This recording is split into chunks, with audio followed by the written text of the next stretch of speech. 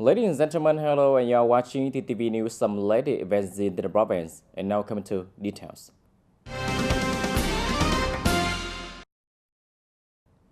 Ladies and gentlemen, among more than 40 countries and territories with foreign direct investment (FDI) into the province, China, Singapore, and South Korea are the leading investors in terms of both capital and number of projects. TayNinhTV currently has over 1,900 projects with a total capital of more than $24.3 billion, mainly concentrated in areas with developed infrastructure, stable human resources, strong administrative reforms, and close support from local authorities. The key investors are mainly from China with 529 projects and a total registered capital of more than $5 billion, following are Singapore, South Korea with many large-scale FDI projects in high technology, renewable energy, processing industry, and consumer goods production sectors that not only bring high added value, but also promote the process of industrialization and modernization.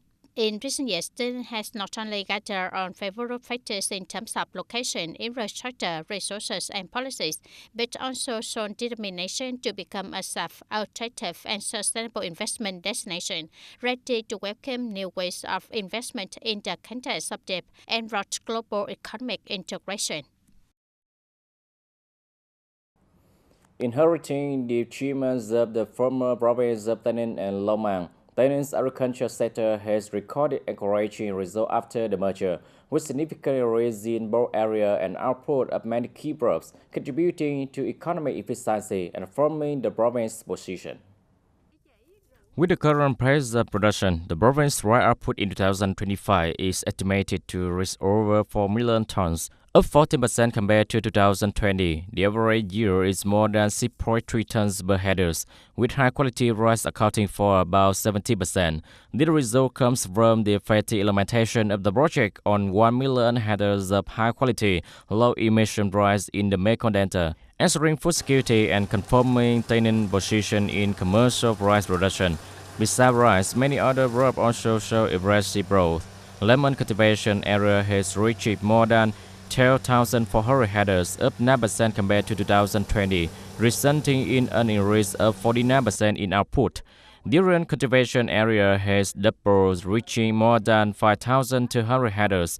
In addition, cassava output has surpassed 2 million tons, up 7% compared to 2020, while rubber output has reached 189,000 tons, up 5%. This figure demonstrates sustainable development and effectiveness in the province's agricultural restructuring.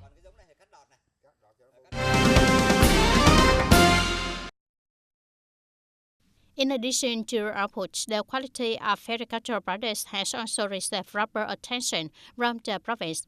Recently, the agricultural sector has regularly coordinated with owners and localities to review and promptly resolve obstacles related to traceability, ensuring the origin of agricultural products, especially in managing and supervising growing areas and packing facilities for export. TayNinhTV currently has 389 rented coasts for growing areas with a total area of more than 16,300 hectares for export. Among them, Dragon Fruit accounts for the largest share with 250 coasts, followed by Durian with 53 coasts and Lemon with 47 coasts. In addition, 95 other growing areas have completed doses submitted to the Department of Crop Production and Plant Protection for co-issuance. Regarding packing facilities, the whole province has been rented 178 coasts, while 13 facilities are awaiting coasts for varieties such as jackfruit, pomelo, coconut, and sweet potato. At the same time, the province has also focused on building and supporting the certification of VGAP and Global Gap for nearly 3,500 hectares of crops and many livestock farms, developing 44 food supply chains with an output of about 195,000 tons per year, and implementing solutions to improve product quality, develop markets, and promote agricultural product consumption. Ladies and gentlemen, public investment capital disbursement, a key task to promote economic growth, is entering the final stretch. After 8 months, the disbursement rate has reached over 46%, higher than the same period last year. However, to reach the 100% target in 2025 requires determination and strong celebration in the remaining months of the year. Nearly 410 trillion Vietnam dong, achieving 46.3% of the plan and increasing by more than 135 trillion Vietnam dong compared to the same period in 2024, is a nationwide disbursement figure as of the end of August. However, progress is uneven. Only 7 out of 42 ministries and sectors and 19 out of 63 localities exceed the average level. Many places are still slow due to lack of specialized personnel, along with obstacles in site clearance, land valuation, OTA procedures, and material price fluctuations. Meanwhile, in Ho Chi Minh City, after positive results in the second quarter, progress has stalled due to compensation and site clearance work in many projects. Trước tôi đã chỉ đạo rồi, chúng ta không cầu toàn We don't seek perfection in every segment where we need to consolidate documents. Where conditions are sufficient for our ranking, then we transfer capital. But we lack flexibility, so now we have projects that cannot be implemented. Our flexibility means adjusting planning. It's just procedures. We implement normal adjustment while document approval continues normally. The sense of the issue doesn't change. We only fear budget waste, but here we need flexibility to disperse public investment and have projects to serve socio-economic development. Còn cái này chúng ta linh hoạt để mà gọi là giải ngân đầu tư không và có công trình để phục vụ phát triển kinh tế xã hội. At the ministerial level, solutions are also being accelerated. The Ministry of Construction is speeding up by launching 18 major projects this year, including 8 key projects in the fourth quarter. In parallel, the program to build 1 million social housing units is also an important driver to both disperse capital and ensure social welfare. Meanwhile, the Ministry of Culture, Sports and Tourism is facing major difficulties as it simultaneously implements many large projects in Hanoi, but procedures regarding planning, fire prevention and fighting, and environmental impact assessment remain problematic. Tiếp tục thực hiện quyết liệt. In the coming time, we will continue to resolutely implement solutions according to the context of the government's resolution or the Prime Minister's official dispatches regarding accelerating public investment capital. Specifically, the Ministry of Culture has scheduled monthly timelines, hosts monthly meetings, and monthly disbursement rates have met the requirements that investor and project management boards must fulfill. The Ministry of Ethnic Affairs and Religion chose a different direction, requesting to return 75 billion Vietnam dong of investment capital for the Ethnic Academy project, after assessing that continuing investment is unnecessary and could cause waste. We propose not to build the Ethnic Academy anymore, but request to take over existing physical facilities and return investment capital to avoid waste. With close direction from the government and determination from ministries and localities, the goal of disbursing 100% of public investment capital in 2025 is being set as a mandatory requirement. The aim and disbursement results of 2025 are very positive, but achieving 100% for the full year still faces many difficulties. The Ministry of Finance recommends that ministries and localities implement resolutely, review allocation of remaining capital, urgently adjust inappropriate projects, and accelerate implementation progress. Public investment disbursement is not just about finance, but also a driver for job creation, infrastructure development, and ensuring social welfare. In the final months of 2025, the entire political system is engaging with a determined spirit so that capital can be utilized most effectively and the economy can break through the finish line.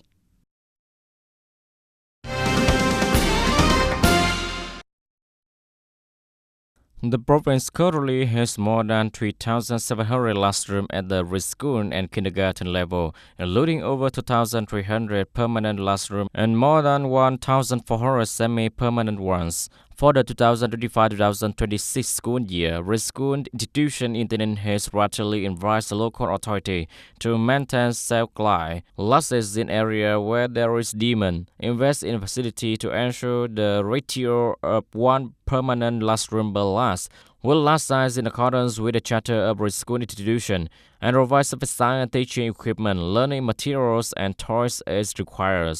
The schools in the province has also reviewed and reorganized the school and class network in a streamlined manner, in line with regulation, creating favorable conditions for parents to bring their children to school. At the same time, they are improving the quality of care, nurturing, and education for children, while diversifying the school education model suited to the specific conditions of urban area in the drought zone and locality with many rural children.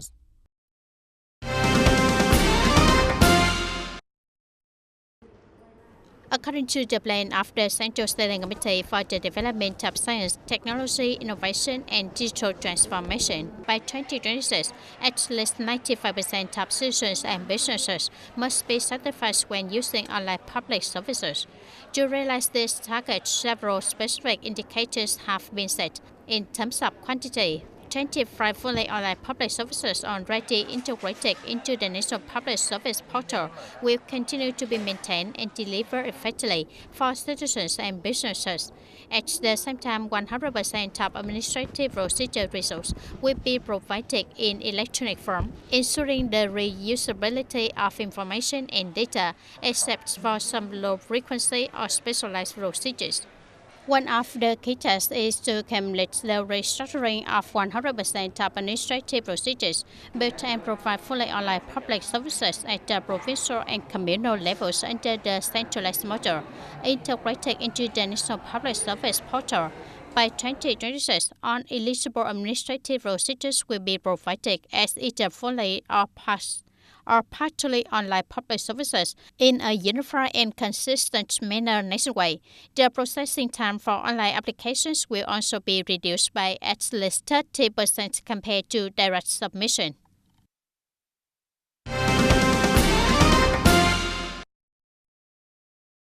To promote sustainable development, TayNinhTV province is celebrating investment in infrastructure for science, technology, innovation, and digital transformation. Specifically, the province has developed a project to create breakthroughs in science, technology, and digital transformation, focusing on investing in infrastructure for research centers, laboratories, creative business incubators, and startup bases. The province is also implementing a program to develop strategic technology, investing in new energy infrastructure, strengthening the capacity of public research institutions, and effectively utilizing resources for technology development. In particular, TayNinhTV is paying attention to building a synchronous digital infrastructure from telecommunication and fiber optic network to 5G coverage. The provincial data center and shared digital platform. At the same time, the province is promoting the application of IoT, open data, and the development of smart cities. The goal is to form a comprehensive ecosystem of innovation and digital transformation, contributing to the development of digital economy and digital society across the province. In the midst of a rural area facing many challenges, Bác Hoa Kindergarten in Hậu Thanh Commune, TayNinhTV province is regularly taking on a new appearance, step by step, affirming positive change in teaching and learning worlds. From a school with only 4 classrooms, it has now become a bright example in education, thanks to the collective force of the teaching staff and deep commitment to quality training. This is Bác Hoa Kindergarten, established in 2005 under conditions lacking many facilities. At that time, the school had only 4 rooms, serving both functional and administrative purposes, with support and care from leaders at all levels. The child contributions of parents and community strength. The school has now developed remarkably with 15 spacious and well-equipped classrooms, effectively meeting teaching and learning needs. For the 2025-2026 school year, the school has 4 classes with over 100 children enrolled. Along with infrastructure investment, the school pays special attention to improve the quality of childcare and education.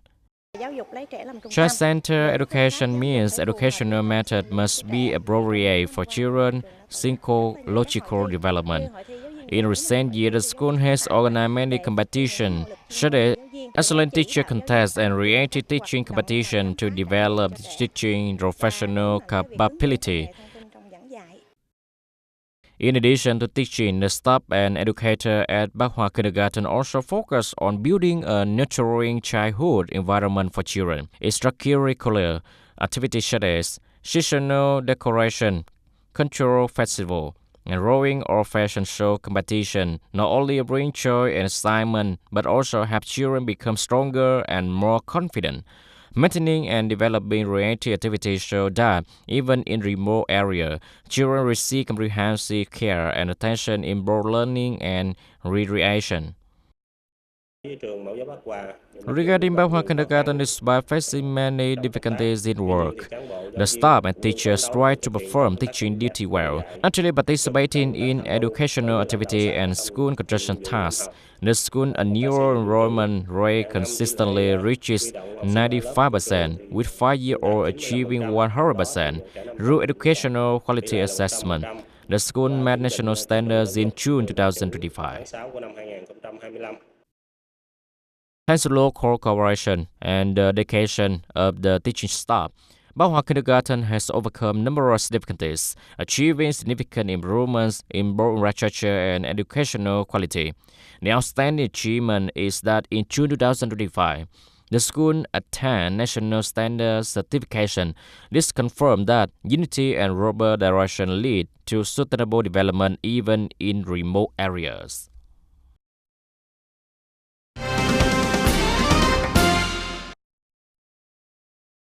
Through conference and direct dialogues between authorities and citizens, many issues related to the organizational structure, functions, and tasks of the new model have been promptly clarified, helping people better understand the long-term benefits of streamlining the apparatus and improving service efficiency.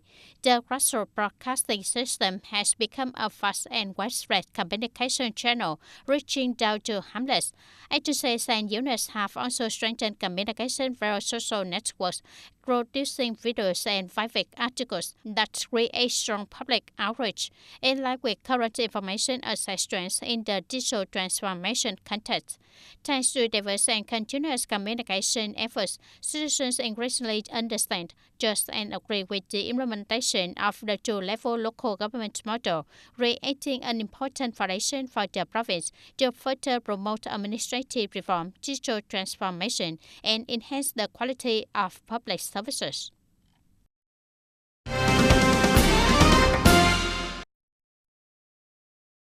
Deputy Editor-in-Chief of the newspaper and radio and television station, Cha Hongka, said the unit focuses on improving all 4 types of journalism, while regularly organizing training courses to enhance professional skills for staff, meeting the requirements of building a convergent multimedia newsroom with multi-skilled reporters. Editor-in-Chief of Kanhua newspaper and radio and television station, Thái Thị Lê Hằng, expressed her hope that in the coming time the two units will regularly exchange information, share experience, exchange, and cooperation, thereby further strengthening their close relationship. The two sides also share experience in management, content production, and developing multi-platform communication strategy. This aims to both maintain orientation and distinctive identity while adapting to the highly competitive digital media environment, moving toward a journalism model that is streamlined, efficient, strong, meeting the requirements of tasks in the new period. Ladies and gentlemen, the new school year has begun, bringing hopes for an academic year with many achievements, but also posing major challenges for the education sector, especially the issues of school violence. This situation still exists sadly, requiring timely and effective intervention from multiple parties to prevent it before it escalates. TayNinhTV currently has over 1,000 educational institutions. According to research, school violence commonly occurs at middle and high school levels. Therefore, extracurricular activity and programs to enhance skills for preventing school violence are always prioritized by educational institutions. The school should have counseling session, provide life skill during last ceremony or last meeting so students can become aware. What's especially important is that students themselves should know and listen to what is taught by the family and school. At the adolescence age, students' psychological and physiological state are easily affected by many factors. Therefore, the accompaniment and understanding of teacher, especially homeroom teacher, is extremely necessary. Teachers are not only trustworthy friends for students to confide in, but also important channels for students to report when violence occurs.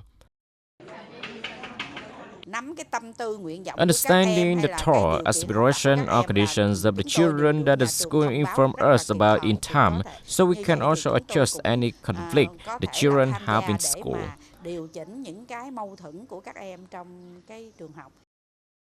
Preventing school violence is not just any one individual's responsibility, but a top priority of the entire society. Only by building a trust school environment can we create the best condition for students to develop cohesively, both in knowledge and character. Ladies and gentlemen, that's all for today TTV News. Thank you for watching and see you next time.